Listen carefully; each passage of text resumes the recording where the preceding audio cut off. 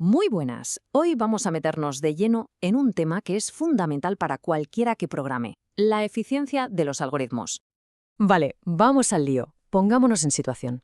Tenemos dos programas que hacen exactamente lo mismo, resuelven el mismo problema. La pregunta es, ¿cómo sabemos cuál es mejor? ¿Cuál elegimos?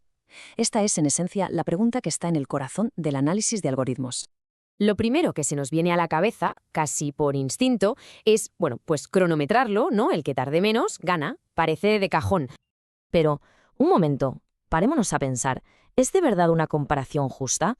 Es que el tiempo que tarda un programa en ejecutarse depende de un montón de cosas que no tienen nada que ver con el algoritmo en sí. Hablamos del hardware, si la CPU es más rápida o más lenta, del lenguaje de programación, que no es lo mismo C que Python, del sistema operativo y hasta de la maña que tenga la persona que lo ha escrito. Al final, no estaríamos midiendo el algoritmo, sino todo lo que lo rodea. Así que lo que hace falta es una manera de quitar todas esas variables de la ecuación, un método universal, objetivo, para medir la eficiencia propia de un algoritmo, su esencia, da igual en qué ordenador se ejecute o quién lo programe. Y aquí es donde entra el concepto clavo de todo esto, la complejidad temporal. A ver, la idea es sencilla. En vez de medir segundos, vamos a contar pasos. Contamos las operaciones básicas que hace el algoritmo, una suma, una comparación, asignar un valor, cosas así. Y lo más importante de todo es que este conteo se hace siempre en función del tamaño de los datos de entrada, a lo que vamos a llamar n. Venga, para que se entienda mejor, vamos con un ejemplo súper típico. Un bucle dentro de otro, lo que se llama un bucle anidado. El de fuera, digamos, que da n vueltas, y por cada una de esas vueltas, el de dentro da otras n vueltas. Así que, a grandes rasgos, el número total de operaciones que se hacen ahí dentro es algo parecido a n multiplicado por n. Claro, si nos pusiéramos súper tiquismiquis y contáramos cada pequeña operación al detalle, pues nos saldría una fórmula matemática, una función. Algo del estilo, por ejemplo, de 3n al cuadrado más 4n más 3. Este sería el conteo exacto. Pero ahora viene la pregunta del millón. ¿Qué pasa cuando n, o sea, el tamaño de nuestros datos, se hace muy, muy grande? Pensemos no en 10 elementos, sino en 1.000.000. De toda esa fórmula de 3n al cuadrado más 4n más 3, ¿qué trozo es el que de verdad importa, el que manda? Mirad, esta tabla es que lo deja clarísimo. Fijaos en la última columna. Cuando n es solo 10, el término 3n al cuadrado ya es casi el 90% del total. Pero es que si n sube a 1000, ese mismo término pasa a ser el 99,8% del total. Los otros, el 4n y el 3, se quedan en nada, son calderilla. Queda claro que el que de verdad marca cómo crece el tiempo es el término con el exponente más grande. Y esto es, precisamente, la idea que hay detrás de la famosa notación Big O, o la gran O.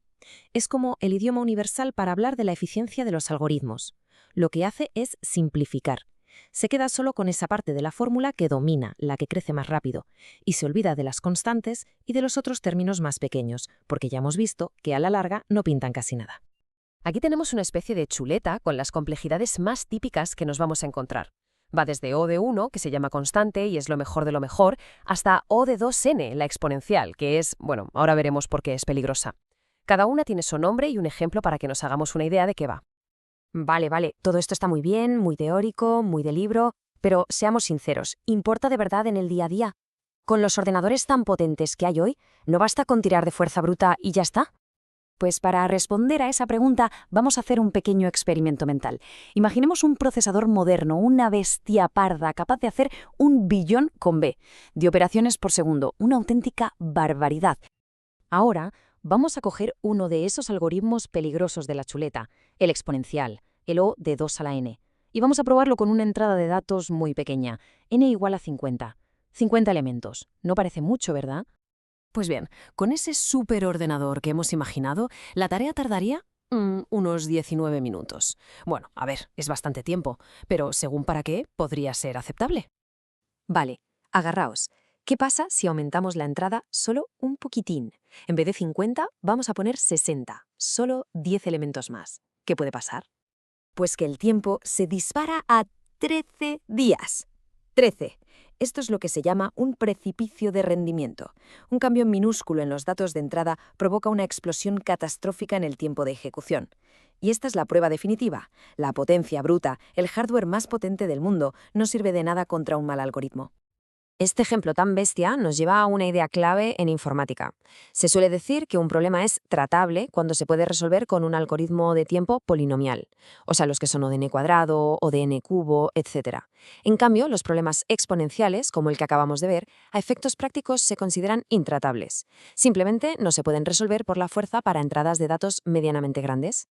Para que se vea la diferencia, hay una analogía que me gusta mucho, la del arquero.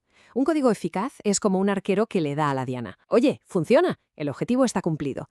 Pero un código eficiente es el que le da a la diana usando el menor número de flechas posible. ¿Funciona? Bien. Y esa es la diferencia clave, sobre todo en el mundo profesional. Entonces, para ir resumiendo, ¿con qué nos tenemos que quedar? Pues primero, que la complejidad es la medida real de la eficiencia.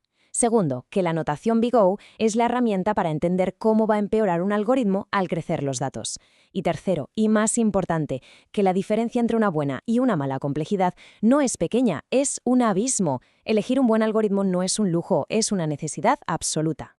Y para terminar, me gustaría dejar una pregunta en el aire para que cada cual reflexione. ¿El código que hacemos o el que usamos cada día es solo eficaz o es de verdad eficiente? Porque en esa pequeña diferencia está la clave entre simplemente picar código y construir software de calidad.